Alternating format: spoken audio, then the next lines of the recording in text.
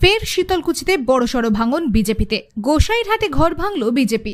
10টি পরিবারের বিজেপি ছেড়ে যোগদান করল তৃণমূলে। তৃণমূলের দাবি, তৃণমূল কংগ্রেসে। শুক্রবার বিকেল 5টার দিকে এমনই চিত্র দেখা গেল শীতলকুচি ব্লকের গোসাইরহাট বাজারে।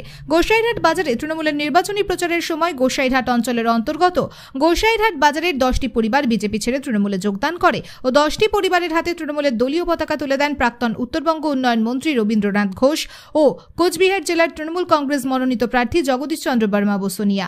যদিও এই বিষয়ে 5 নম্বর মণ্ডল সভাপতি পবিত্র অধিকারী বলেন, লোকসভা নির্বাচনের প্রচারে এসে রবীন্দ্রনাথ ঘোষ ও জগদীশ চন্দ্র বর্মা বসুনিয়া খবরের শিরোনামে আসার জন্য তৃণমূলের লোকেদের হাতে তৃণমূলের দলীয় পতাকা তুলে দেন। Bureau report, SLK news.